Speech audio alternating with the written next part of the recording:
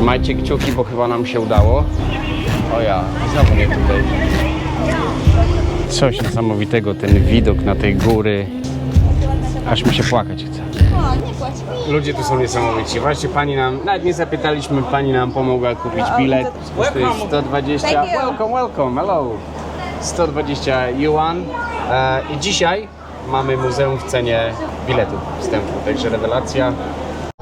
Go to the parking lot and then Przygoda. Wsiedliśmy do autobusiku. yes, this is still far from here. Take bus through the parking lot and Czuję się, że zaczynamy od końca, czyli od jakiegoś ogrodu. Idziemy, także będzie ciekawie, bo trochę się nie przygotowaliśmy. Przygotowaliśmy się z informacjami, a ja nie wiedziałem, jak zwykle jestem zaskoczony, że to jest takie wielkie. Niby tutaj będziemy mogli zobaczyć 4 kortowych żołnierzy, konie i mauzoleum. Mauzoleum? Nie, mauzoleum. Czemu to takie trudne? Mauzoleum? Tak, Ciekawe. tutaj to wszystko się znajduje w tym ostatnim chyba miejscu. Czyli jesteśmy jak zwykle od końca. Fajnie. Jesteśmy w trzecim ogrodzie, tak jakby. To są wykopaliska z III wieku przed naszą erą, słuchajcie. Oto 3 najbardziej niezwykłe figury z wykopu akrobatów. Pierwszy artysta nosi unikalny strój ze specjalnymi wypustkami chroniącymi przed urazami. Tuż obok siedzi potężny siłacz o niespotykanej nigdzie indziej, muskularnej anatomii. Całość zamykają szczupli akrobaci w dynamicznych, ekspresyjnych pozach. A to kolejne 3 postacie wykopane bezpośrednio przy mauzoleum cesarza. Pierwsza z nich całkowicie zaskakuje. To potężny zapaśnik z wielkim, zaokrąglonym brzuchem i dumnie uniesioną ręką. Druga figura to elegancki akrobata, uchwycony w momencie głębokiego skupienia ze skrzyżowanymi dłońmi. Trzeci z kolei to muskularny atleta, który z ogromną siłą ściska w rękach ciężki, tajemniczy rekwizyt. Te rzeźby pokazują zupełnie inne, artystyczne oblicze podziemnego świata starożytnych Chin. Dołączyliśmy się do chińskiej wycieczki. Rozumiemy tyle, co nic. A może i trochę więcej. Powiem wam, że szkoda, że tak mało Chińczyków mówi po angielsku, bo są oni naprawdę bardzo pomocni, bardzo przyjacielscy.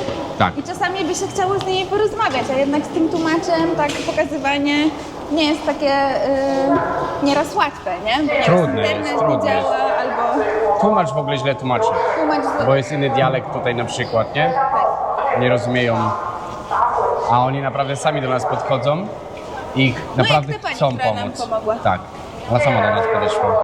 Chodźcie, nawet tutaj w tym muzeum mamy wykrywacz twarzy. tak, żebyś nic nie zabrał. A to absolutne arcydzieło starożytnej inżynierii. Monumentalny, odlany z brązu rydwan bojowy cesarza. Przyjrzyjcie się bliżej tym 4 koniom.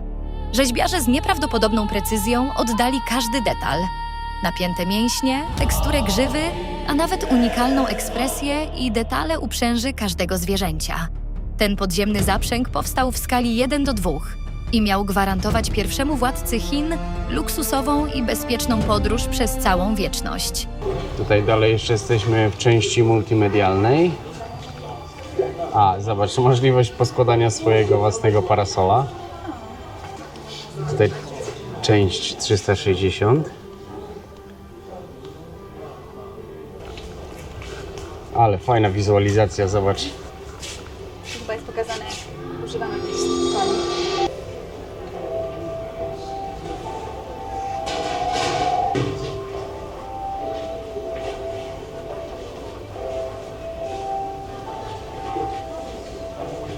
Fajnie, pozwala wam to się przenieść w czasy III wieku przed naszą erą.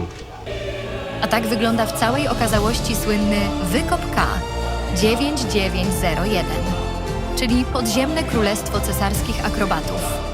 To właśnie w tych głębokich, ziemnych korytarzach, tuż obok grobowca władcy, archeolodzy odkryli opisywane wcześniej unikalne postacie siłaczy i tancerzy. Miejsce to całkowicie różni się od masowych wykopów z regularną armią, dając nam bezcenny wgląd w prywatne, pełne rozrywek życie na starożytnym dworze dynastii Qin. Ostatnia podróż naszym autobusikiem Jedziemy tam, gdzie powinniśmy zacząć. Jedziemy do głównego miejsca. Emocje sięgają limitu, bo za chwilę mamy zobaczyć ten legendarny 8. cud świata. Wtedy jeszcze nie mieliśmy zielonego pojęcia, jaki dramat czeka nas na miejscu. Choć samo Muzeum w Xi'an jest czynne do 18:30, to główne bramki wejściowe bezwzględnie zamykają się już o 17:00. Spóźniliśmy się o minutę i pocałowaliśmy klamkę. Tak wygląda nasza furka z zewnątrz. A my mamy misję do wykonania. Bo byliśmy tutaj wczoraj i było zamknięte. A to też nie tu jakoś. Czy tu? To też nie tutaj. Going. We wanna go to pit number 1. Okay. Straight, And straight right. and right. A, Oh, right. thank you. Susi. Susi. Także jednak dobrze dojechaliśmy. Mamy bilety, idziemy sprawdzić, czy jeszcze dzisiaj na tych samych biletach nas wpuszczą. Znowu w innym miejscu jesteśmy, trzeci raz. Trzymajcie kciuki, bo chyba nam się udało. Zobaczymy, czy nasze magiczne, Chyba paszport będziemy musieli dać, nie wiem. tak, czy nasza magiczna prośba się sprawdziła. Trzymajcie kciuki, idziemy sprawdzić. Pani powiedziała, że nie. Później skontaktowała się z kimś i zrobiła zdjęcie naszych paszportów i powiedziała, że okej, że damy radę. Także idziemy sprawdzić, Próbować. idziemy spróbować, czy to się uda. Tutaj jest szok. Wszyscy krzyczą na nią. Wszyscy na nią krzyczą. Za nami jest mnóstwo ludzi. Czekamy.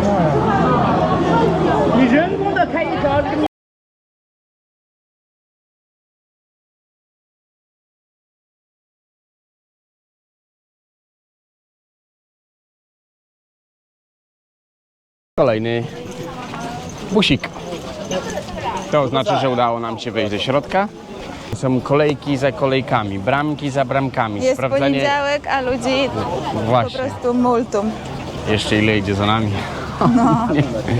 Mam nadzieję, że chociaż kawałek zobaczymy. No. O, ale ludzi. Ale ludzi, słuchaj. Ale wielki hangar. Hangar jest ogromny. Patrzycie właśnie na legendarny wykop numer 1. Dla wielu to absolutny tier 1 i najważniejszy punkt całej wyprawy. Ta gigantyczna hala ma aż 230 metrów długości i skrywa niemal 6000 glinianych wojowników. Co niesamowite, każdy z tych żołnierzy mierzy około 1,85 m wzrostu, co oznacza, że byli znacznie wyżsi niż przeciętny Chińczyk w tamtych czasach. Przyjrzyjcie się korytarzom.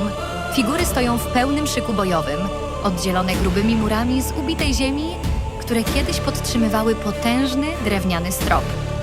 To nie był zwykły grobowiec. To była podziemna forteca, mająca dać cesarzowi władzę nad zaświatami.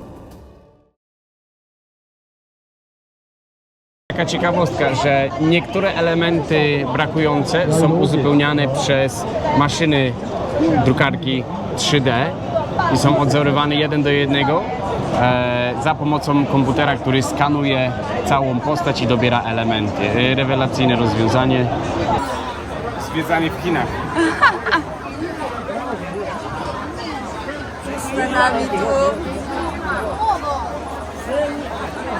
Przed nami tu.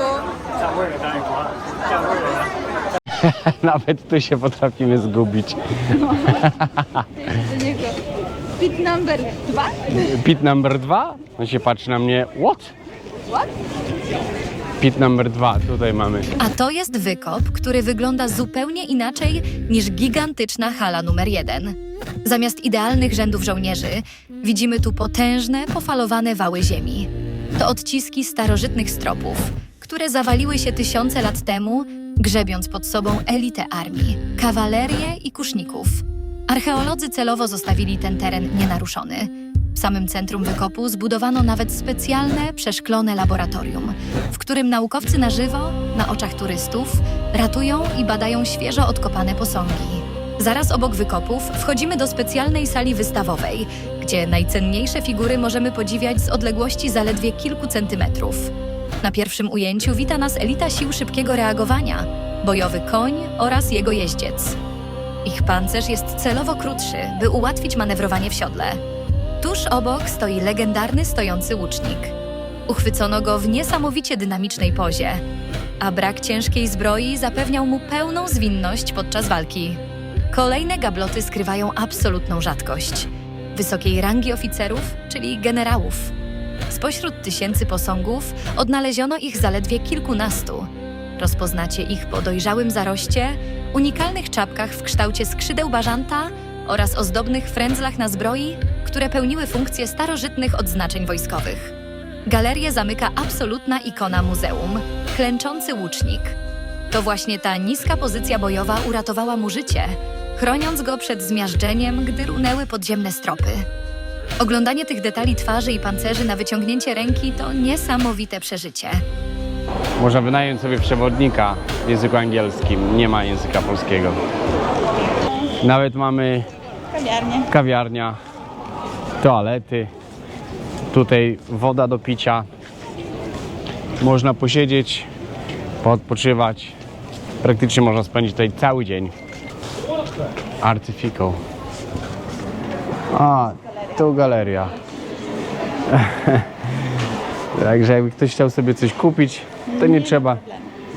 Dokładnie, nie ma problemu. Można śmiało tutaj sobie kupić pamiątki, spinkę do włosów. O, jakie lalki. Tutaj można sobie miecz kupić. Proszę bardzo, ładne. Ale bardzo ładne zestawy mają do herbaty. Ładne. Bardzo ładne to jest. Monia coś znalazła. O, to jest śliczne. O, wow. To jest bardzo ładne. A tu już coś jest w środku. Można wypić. Ale to jest ciężkie. To jest wypełnione tym w środku szkłem. To jest bardzo ciężkie. Piękne rzeczy. 568. 60 funtów, 300 zł. To nie jest dużo pieniędzy. Jeżeli to jest porcelana chińska. Staramy się dotrzeć do pit numer 3. Zaraz kogoś zapytamy. O ja. O ja. Taki koń na przykład prawie 700 zł. Taki karton. Taki karton kosztuje 800 zł. O, ludzie tu śpią. Czyli to jest z brązu zrobione. It's very heavy. O Jezu, nie podniesiesz tego. This is the total and the queen together means long life. Long life. Yeah, long life. A to kosztuje 2600. To kosztuje prawie 15 000 złotych. Okej, to macie... You be in the museum. Should Yes. be getting a one worry for souvenir, and the museum have a certificate. Yeah. The museum have a certificate. Czyli tutaj mamy oryginalny materiał z pitu numer 2. Go to the worries, yeah. Yeah. Thank you. Ciekawe te suwenirki, bo tak naprawdę nie wiem, czy jesteście w stanie gdzieś kupić oryginalne takie rzeczy. Ten koń robi wrażenie. Słuchajcie, ten koń kosztuje dużo. 100 000 złotych.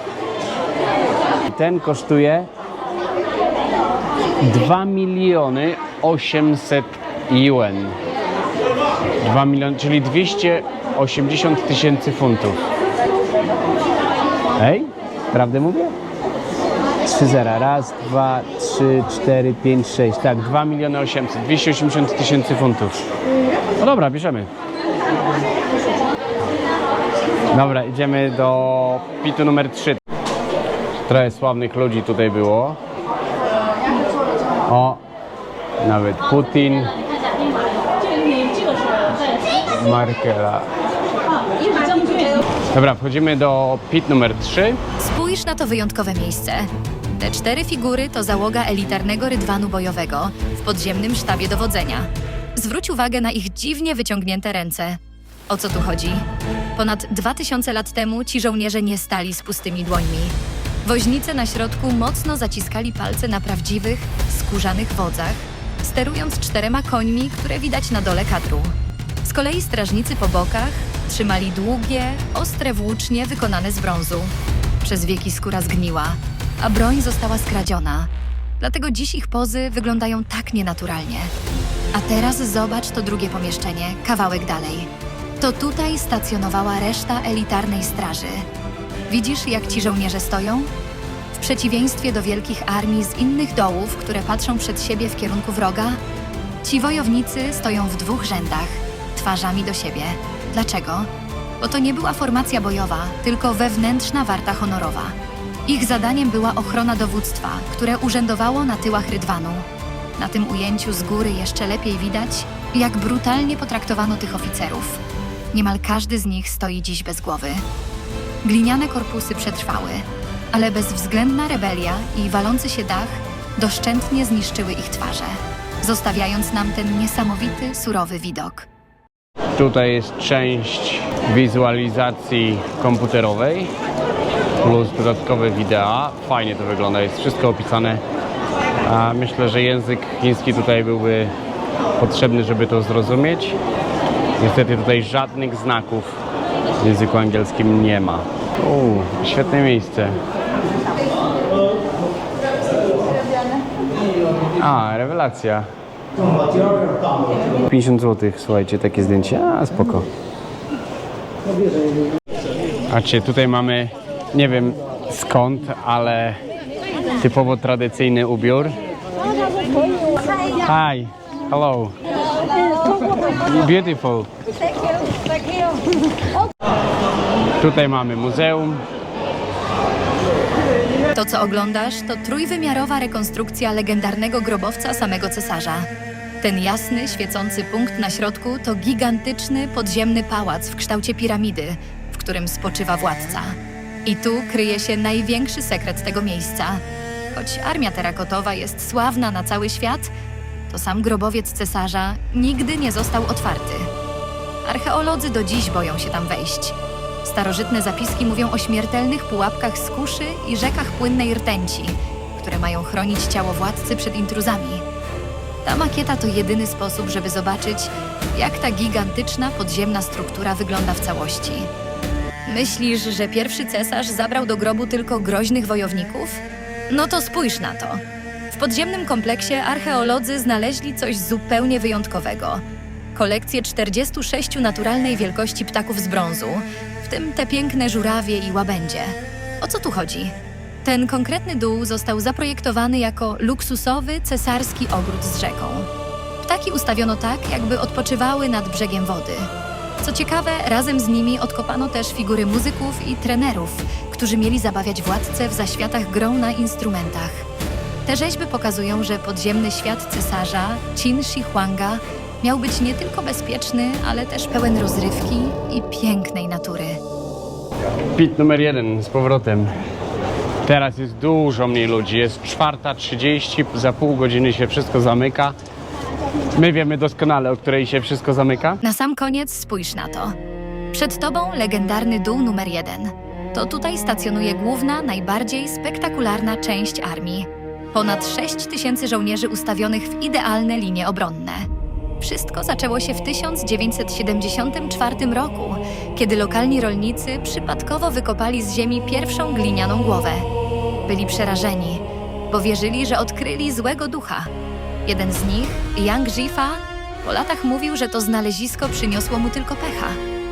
Rząd zabrał im ziemię, a on sam skończył zarabiając grosze na podpisywaniu książek w muzeum. Przez wieki wokół tych figur krążyła mroczna legenda. Ludzie szeptali, że stworzono je oblepiając gliną. Żywych żołnierzy cesarza, by ich dusze chroniły go po śmierci. Dopiero nowoczesne badania tomografem komputerowym obaliły ten mit. Rzeźby są w środku całkowicie puste. Mimo to starożytni artyści dokonali czegoś niemożliwego. Nie znajdziesz tu 2 takich samych twarzy. Każdy wojownik ma inne rysy, wąsy, a nawet unikalny układ brwi czy kształt uszu. Co ciekawe, pierwotnie wszyscy byli pomalowani na żywe, jaskrawe kolory. Niestety, po odkopaniu, w kontakcie z dzisiejszym powietrzem, Farba utleniała się i znikała w zaledwie kilkanaście sekund. Z tym miejscem wiąże się też brutalna historia współczesna. W 1985 roku jeden z robotników uległ pokusie. Potajemnie odciął oryginalną głowę jednego z wojowników, żeby sprzedać ją za miliony na czarnym rynku. Chińskie władze zareagowały błyskawicznie i bezwzględnie. Złodziej został schwytany, a sąd wydał wyrok śmierci.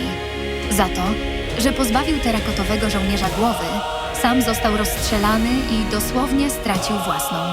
Po tym wydarzeniu muzeum zamieniło się w pilnie strzeżoną twierdzę. Cała ta potężna, podziemna armia ma tylko jedno zadanie – chronić nienaruszony grobowiec cesarza. Co za miejsce. Fajne, naprawdę, bardzo mi się podobało. Wszystkie sale naprawdę bardzo interesujące. Warto tutaj przyjechać, zobaczyć to wszystko. Jest to jedno z najbardziej interesujących miejsc na świecie. Tak, to jest wpisane jako 8. Hello! Hello! Uznawane jest jako 8 cud świata. Ja osobiście uważam, że to jest cud świata. Że jest to Fajne. niesamowicie 2200 lat temu zbudować coś, co dzisiaj można odkopać i zobaczyć coś niesamowitego. Ten widok na tej góry. Tutaj jest ten pit numer 1. Pięknie tu jest, słuchajcie, tu jest pięknie. Przede wszystkim chcieliśmy się pochwalić, bo kupiliśmy sobie pamiątkę, wazę. Tak, bierzemy z domu. Zastanawiamy się, jak ją zabrać. Niesamowita historia. Pięknie położone miejsce. Naprawdę cieszę się, że tutaj przyjechaliśmy.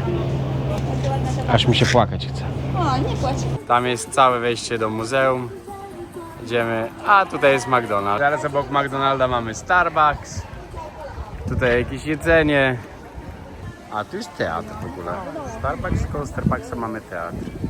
Tu jeszcze ludzie chillują zaraz po wyjściu z muzeum. Piękny posąg. Chodzicie z muzeum, to popatrzcie w lewo. Pojawi wam się jedna taka wielka postać. Rewelacja. Świetnie to wygląda. Ice City. Pyszne picia i lody za 2 yuan. Tylko za 2. Zaraz zobaczycie, jak te lody wyglądają. 2 yuan. O, hello. Właśnie tak. Mam swoje picie. Tutaj jest brzoskwinka z mango. Są kawałki mango i brzoskwini. Lód Moja ma loda. 8 yuan czy ile? 7,20 yuan. Bardzo tanio. Bardzo tanio, mniej niż 5 zł. Co w Chinach można kupić zaraz przy muzeum?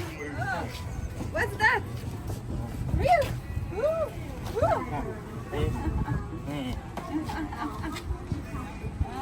Clip. What's that? A to wilk, a tutaj mamy niedźwiedzia. Real? Yes? Wow. Nie gadaj, że to skóra jest z tego. Nie, chyba nie. Nie, to nieprawdziwe. Niemożliwe. Zobaczcie, czy zaraz przy muzeum można kupić takie rzeczy. Wychodząc z tego muzeum, nie musicie brać tych taksówek, które będą was nawoływać, takie zielone bądź niebieskie, nie wiem jaki to kolor. Możecie do głównej drogi dojść i zamówić sobie własną, bądź wziąć autobus 613. On zawiezie was do pierwszego metra linii 9 chyba, przystanku. Tak mi się szkoda babuszki zrobiło, że kupiliśmy od nich. O, no, thank you. Good, thank you. Thank you very much. Bye bye. Kupiliśmy od niej małą monetę.